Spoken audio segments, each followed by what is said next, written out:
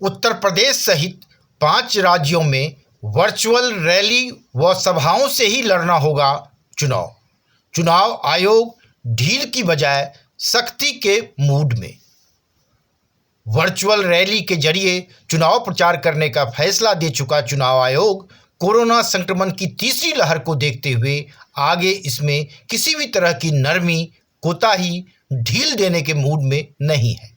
चुनाव आयोग का आज का फैसला भी इसी तरफ इशारा कर रहा है, जिसमें साफ साफ शब्दों में कहा गया है कि 22 जनवरी तक पदयात्रा, साइकिल रैली और नुक्कड़ सभाओं पर लागू रहेगी पाबंदी।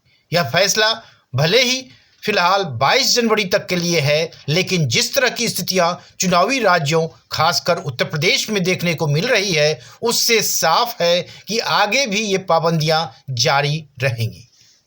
इसका पहला उदाहरण उसी मुद्दे पर देखने को मिला जिसको लेकर उत्तर प्रदेश में सियासी तूफान देखने को मिल रहा है।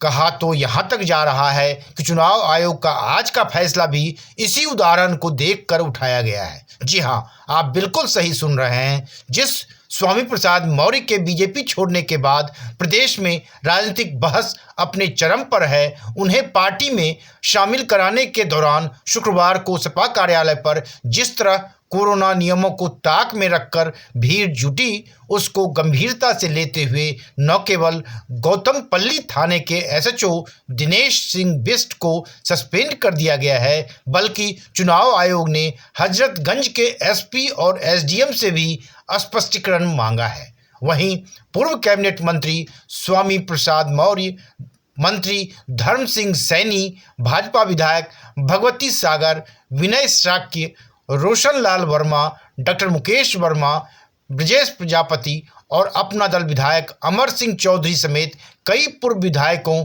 व सैकड़ों कार्यकर्ताओं के सपा ज्वाइनिंग कार्यक्रम में जुटने पर एफआईआर दर्ज की गई है।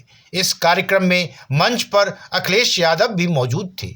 ये एफआईआर धारा 144 तोड़ने, महामारी एक्ट, सड़क पर ट्रैफिक रोकने के तहत आईपीसी की धारा 269, 270 और 341 में दर्ज की गई है। चुनाव आयोग की इस कार्रवाई के बाद एक बात तो साफ हो गई है कि वह वर्चुअल रैली के जरिए चुनाव प्रचार करने के संबंध में दिए गए अपने फैसले पर कोई ढिलाई बरतने के मूड में नहीं है, क्योंकि कोविड के मामले तेजी से बढ़ रहे हैं। खासकर फर्स्ट फेज के चुनाव वाले जिलों गौतम बुद्ध नगर, नोएडा, गाजियाबाद और मेरठ जैसे जिलों में अगर यही स्थिति रही तो आने वाले दिनों में स्थिति भयानक हो सकती है। इसलिए चुनाव आयोग की सक्रियता बहुत जरूरी है। इतना ही नहीं, भारत निर्वाचन आयोग भी बड़ी बैठकें करने जा रहा है। खबर यह भी है कि पहले दी गई डेडलाइन 15 जनवरी व अब 22 जनवरी के बाद भी रोड शो और रैलियों पर रोक जारी रह सकती है। हालांकि भारत निर्वाचन आयोग की तरफ से राजनीतिक दलों को अधिकतम 300 लोगों या फिर हॉल की 50% क्षमता के साथ बैठक करने की अनुमति आगे चुनाव तक जारी रख सकती है। बता दें कि जिस समय चुनाव आयोग ने रोक लगाई थी, तब से लेकर अब तक कोरोना के मामलों में काफ़ी बढ़ोतरी हुई है। आयोग गंभीरता के साथ आगे भी स्थिति का मूल्यांकन करेगा। साथ ही छूट देने की मांग करने वाले राजनीतिक दलों की मांग पर भी चुनाव आयोग विचार करेगा।